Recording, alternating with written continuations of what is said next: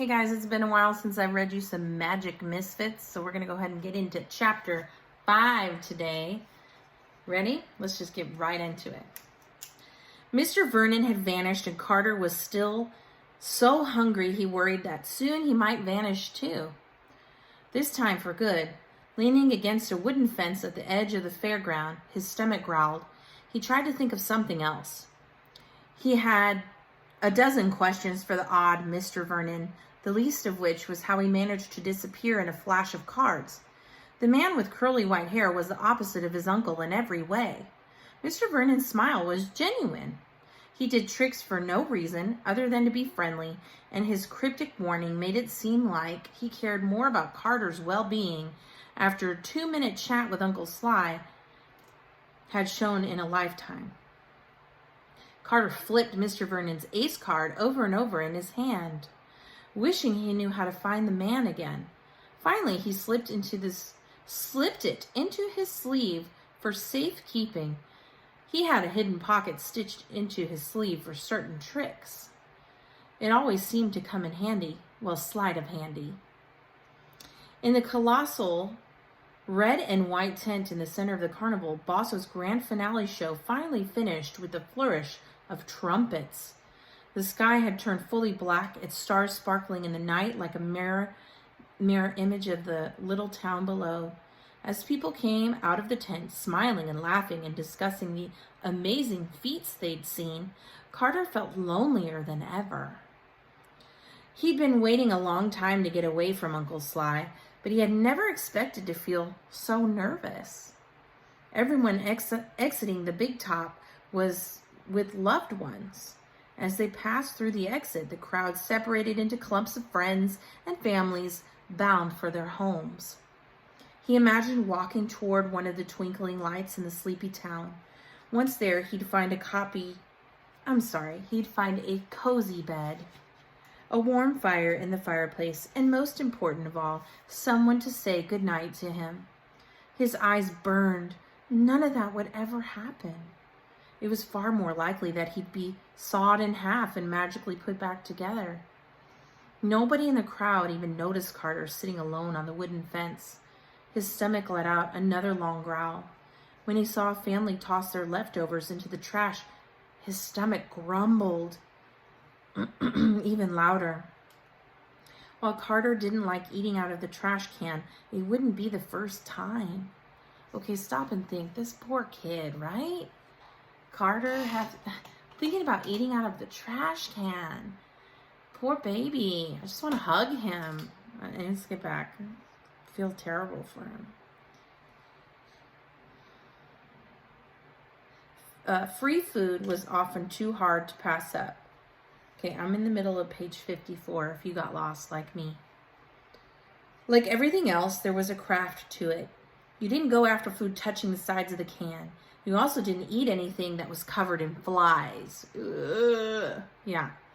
But if something was uneaten or still wrapped up, then bingo, bon appetit. However, this is probably not the best idea for anyone outside of Carter's dire circumstances. That means like his desperate time. Carter peered into the metal barrel. He pulled out a bag full of popcorn, a B-shaped pretzel, and an untouched corn dog still warm in its foil wrapper. He even found a sealed bag with half a stick of cotton candy left. Jackpot! This was today's dinner and tomorrow's breakfast. That's rough. Page 55.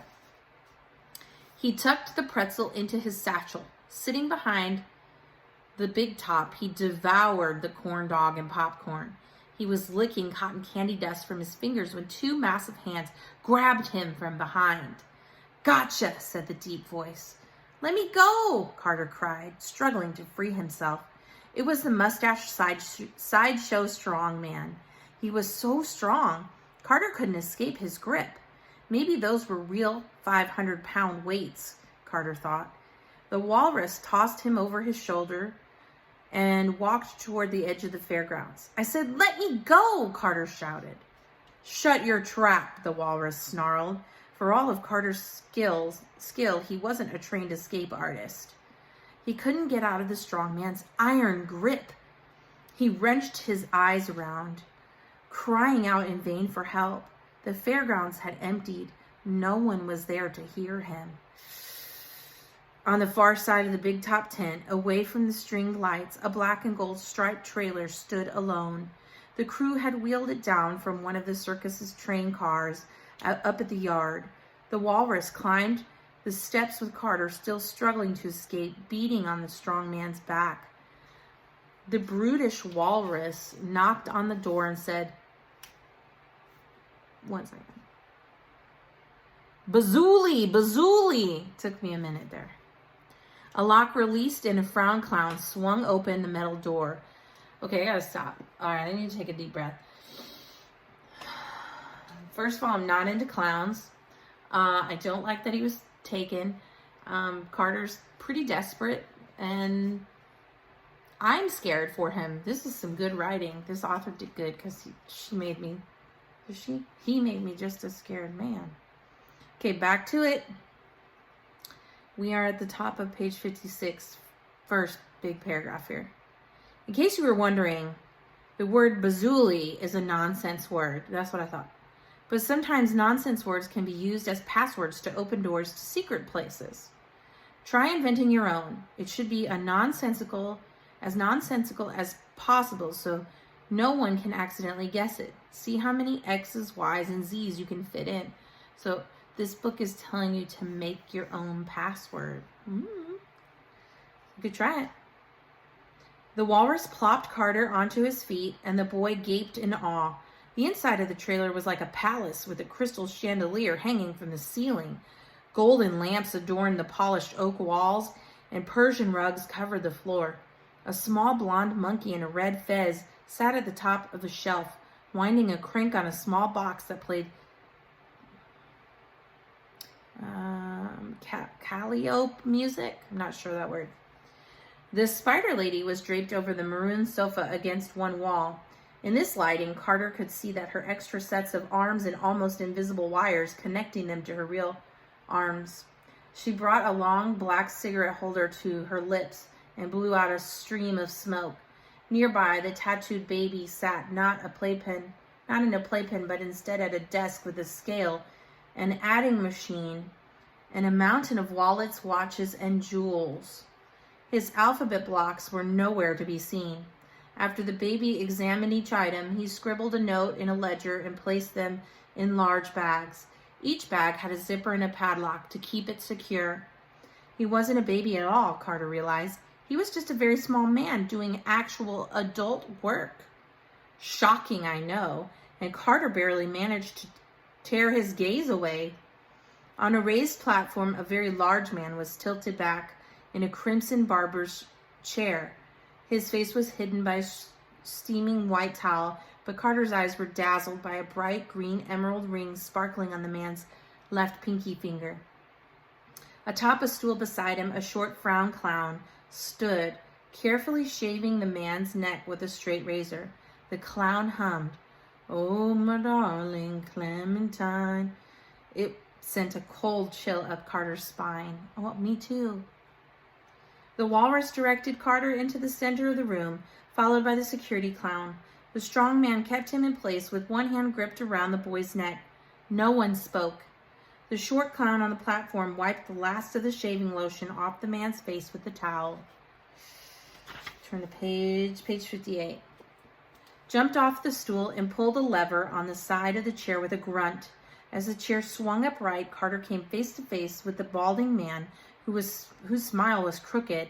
Wide nostrils as big as holes in bowling balls seemed to sniff at Carter. The man was huge, as wide as he was tall, and his presence just as big. Two green eyes seemed to stare straight through Carter as if they could read his mind. Carter recognized him from the painting on the side of the train car. This must be B.B. Bosso. "What do you want, walrus?" the carnival owner barked. "And what's with the kid?" The walrus nodded to the security clown at his side. "Your guard here told me to bring him in. He was eating out of our trash." "No, I wasn't," Carter lied. Bosso snapped his fingers and a cigar appeared at his fingertips, his emerald ring glinting alongside it. He puffed on the cigar's tip, and it lit all by itself. He leaned forward, his big belly blowing up like a balloon, and then released a cloud of smoke into Carter's face. "You a thief?" "No, I never steal," Carter growled. He pushed down the fear and pulled up some courage. "I found a corn dog and some popcorn in the trash. Someone threw it out. So what?" "So you were stealing from me," Bosso said. "No one owns trash," Carter said. "If it's in my carnival, it's mine," Bosso shouted, slamming his fist onto the chair arm. The monkey stopped winding the music box and screamed at Carter, too. Could you imagine being in a room with these folks? Wow. Intense. Turn the page. "Check his pockets," Bosso said, "and his bag." Carter tried to resist, but the walrus's hand kept him in place as the frown clown searched him. "Nothing in his pockets, Bosso. The satchel only has a bunch of junk. Oh, and that trash he took." "Not a thief, huh?" Bosso said. "Tell me, son, have you been grateful for my hospitality? Free shows, free food? Perhaps you'd like the ring off my finger." Bosso dangled the bright emerald ring in Carter's face. Carter didn't say anything. A knot formed in his stomach, growing tighter by the minute. "You better let me go. I need to get home," Carter lied. "My parents are probably looking for me." "Your parents?" Bosso laughed. "Kid, I know a street rat when I see one. If your parents are outside, my name is Aunt Petunia." The spider lady, the tattooed baby, the walrus, even the clown all joined in on the laughter. Everyone was laughing except Carter. Page 61. Bosso pointed at the security clown. "Spike, what's the big idea of bringing this kid in here? I know it wasn't purely for my amusement." The clown perked up. "I had my eye on him ever since he came down from the train yard. But then he just vanished. Every time I thought I saw him, he vanished again. The kid's got talent that we could use." Bosso's eyes went wide. He stared at Carter for several seconds as if he'd stumbled upon a stone that might actually be a precious jewel. "Look, friend," Bosso said, changing the tone in his voice to warm and smooth, the same way Uncle Sly did when he wanted something. "I know plenty of people like you. No family, no friends, no place to go. Maybe they feel a little bit like misfits. So you know what I do? I give them jobs. I give them purpose. Now they're all happy to work for me." Carter glanced around the room. The sideshow performers nodded. The frowning security clown smiled. Everyone in the room kept reminding him of his uncle in some way. Bosso continued. "You don't have to be on your own anymore. Come work with me. You'll have a family. You'll travel the world. You'll even get a percentage of our earnings. All you got to do is join my crew. But of course, if you cross me, I'll throw you in front of a train." Bosso released a terrifying bellow of laughter, as if he'd just invented the funniest joke he'd ever heard. "What'd you say?" Carter felt torn. He'd been so hungry earlier, he'd almost considered breaking his code. The idea of a roof over his head, even a traveling one, was still more than he'd ever had. Sure, Bosso was gruff and imposing, but his offer seemed like a real option with real money involved. "Come on, kid. Sorry I grabbed you so hard. Say yeah, it ain't such a bad life," the walrus said.